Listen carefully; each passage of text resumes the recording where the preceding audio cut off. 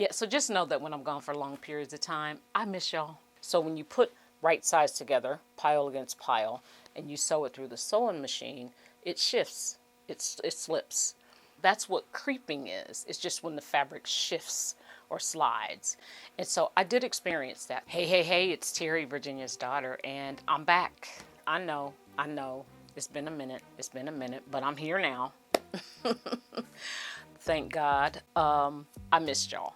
I do. When I go away for periods, because I got a lot going on in my life, and I've not yet figured out how to balance that out and keep this consistent. I'm working on it though, so pray for me. If you're a praying person, pray that I get this together. This, Chenille.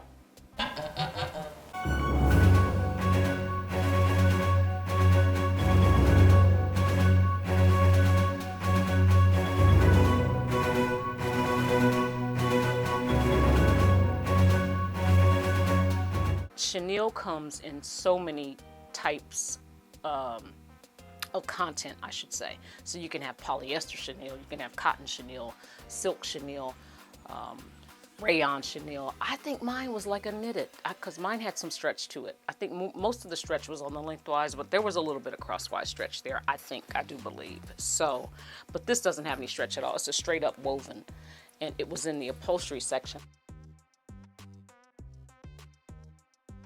Does chenille have pile to it? You know what I mean? Is it directional? I don't think it is. I mean, I guess I'll know when I start laying it out.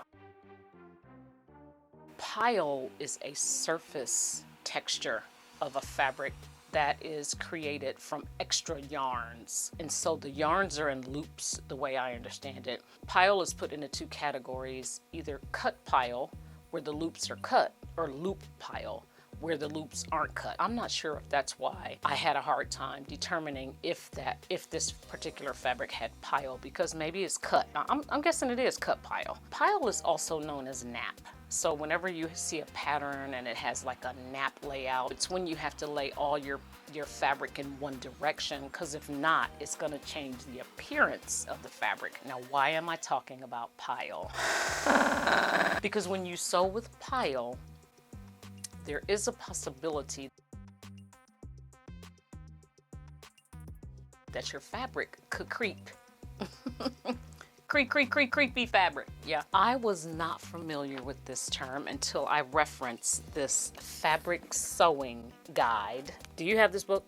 If you don't have this book, this is a great resource when it comes to fabric. This is a 1994 edition. I think there's a 2008 edition that's out now. I got this book about 10 years ago. It's not always been in my arsenal, but I got it about 10 years ago at half price books for like $7, $6.99. And I would say if you were gonna get this book, to check there first to see if they have it, because it's gonna be a whole lot cheaper than on Amazon. This is one of my favorite pictures in this whole book. This is a Bill Blass outfit, and they're talking about Glen plaid. In answer to my own question in that fabric haul video as to whether or not this chenille that I used has pile, the answer is yes. I purchased that fabric on clearance at Hobby Lobby, and I got 3 yards of it. I'm guessing it was about 58 inches wide, and I got a dress out of it, a quick sew pattern 8469, I think it was. And then I made a pair of shorts, McCall's 8100. So I thought it would be a good idea for me to share my experience with you all, so that first of all, if you have never sewn with chenille, perhaps something in here might help you. And secondly, if you have sewn with chenille and you have anything to add, just so that other people can have, you know, a heads up going into it, I'd appreciate if you would comment, make that comment below. And some of these things are just good sewing habits. I'm gonna give you the first tip right out of this book, because what I did was I used pins, but I also used my fingers. I held the fabric between my thumb and index finger, and then I used these 4 fingers just to kind of, you know, guide it through, tugging, pushing a little bit, pulling a little bit, you know. But Claire has a great solution. Let me see if I can find it. I should be on this page already. Okay.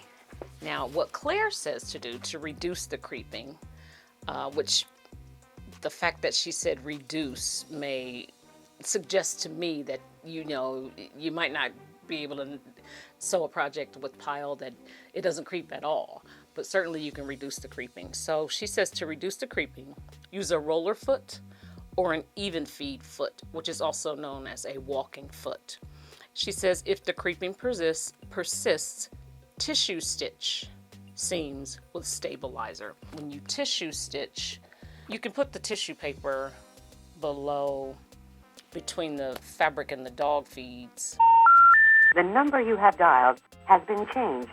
The new number is so that the dog feeds will have something to grip onto. Or if you don't have like either one of these feet, the roller foot or the even feed foot, you could put the tissue paper underneath the presser foot and it would have something to grip onto.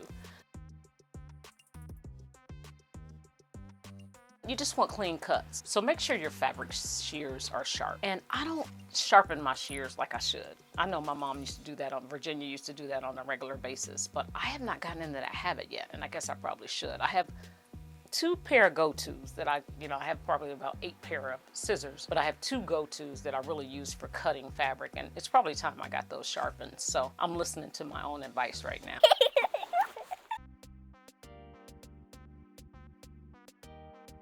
Another thing that I would suggest is that you find a way to mark your fabric other than snip, and maybe thread, chalk, tailor's tacking or something like that, because what I found was I just snipped my notches, just snipped them, and what would happen is the fabric would distort. It'd be hanging open by the time I got ready to sew it. There were a couple places I'm like, is this a notch? I know I don't have this many notches. So I feel like in certain places the fabric just did it on its own without having any, snips in it. But I would say if you can avoid using scissors to do any marking, I would say use an alternative method. Needle size is key. So depending on the weight of the fabric, generally speaking, the smaller the number of the needle size, the lighter weight, so the higher you go. For example, if you have a needle that's numbered 60, that's going to be for a lighter fabric, whereas 100 is going to be for a heavier fabric. So make sure your needle complements the weight of the fabric. Again, that's just a good sewing habit to have. Now, thread type is something that I probably should study more, but I'm trying to use up the thread that's in my stash because I have a lot of it.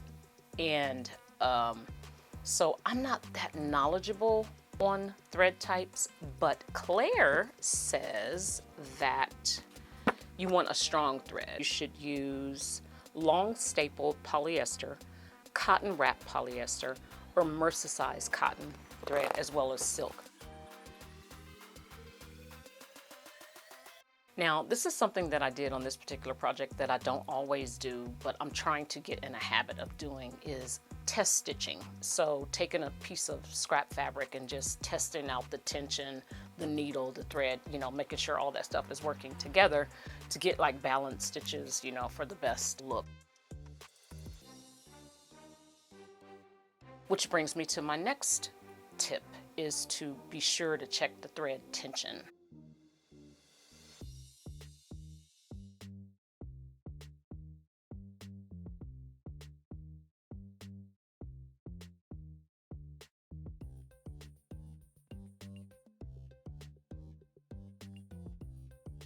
If it's too tight,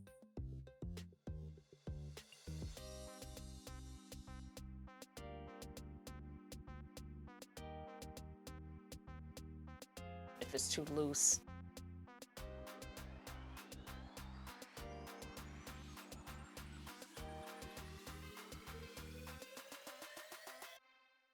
I know on some of the pricier machines, the more expensive machines, all you do is push a button saying what type of fabric you have, and then the machine kind of goes through it for you. But it's also nice, it's always nice to be able to do that yourself right? I used to tell my students all the time, I'm a retired high school math teacher, and I used to tell my students, you'd be surprised how many students can't tell time on an analog clock. And so that's something we practice. It wasn't in my curriculum, but I said, hey, you got to know how to tell time in the absence of a digital clock.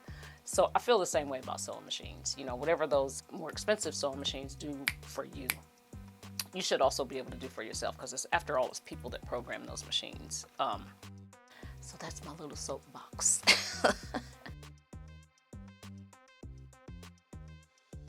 Let's see, stitch length. Stitch length is important as well. If it's too tight, it's gonna, you know, bunch it up. If it's too loose, you know, like a basting stitch, you know, it's gonna be temporary. You want it to be a permanent stitch, and you want it to be balanced.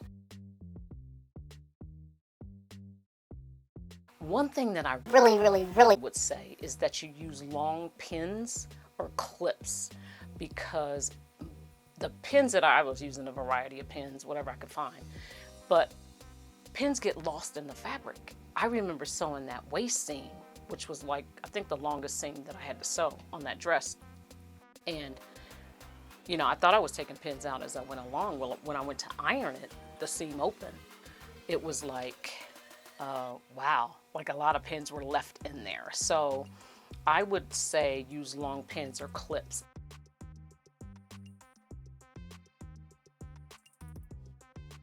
And at one point, I found that pinning perpendicular to the seam, or to the seam allowance, it was slipping too. So I started pinning vertically. You know what I mean? Instead of pinning horizontally, I just pinned vertically, so it was like right in line with the seam allowance. So that seemed to help a little bit as well. My next thing is use a press cloth. Because of the pile, you can damage the pile. Like I'm like, this is, you know, when you need a press cloth on certain fabrics, you know, I would say velvet, corduroy, same way. Anything that has a pile, just use a press cloth. The last couple things I'll say is just be patient with it. And I think knowing these kinds of things going in can like eliminate frustration, you know what I mean? Because all fabrics aren't easy to work with. This one wasn't difficult, but now that I know that, you know, there's special care that you take to work with chenille, then I will do that from now on. You're gonna find yourself cleaning. There's these little nubbies, these little fuzzies that end up everywhere. I wanna say that I cleaned my serger probably twice before I got done with the project. Same with the sewing machine. Scissors, just all over the scissors. I mean, it's everywhere, but it's worth it. The fabric is soft. It's noticeable. I have worn the shorts, and first day I wore them, it's like I got a compliment on them, and I'm like, that's what you like to hear. Somebody, you have style like yours, they get it. Like, you know what I mean? So, I would like for you to let me know, do you have this book? First of all, Claire Schaefer's Fabric Sewing Guide. Do you have it? Second of all, do you have chenille in your stash? Third question is, have you sewn with it? Are there any tips you can offer? Well, as always, it has been a treat. It has been a joy. I am gonna say that it won't be this long next time. But until next time, take care.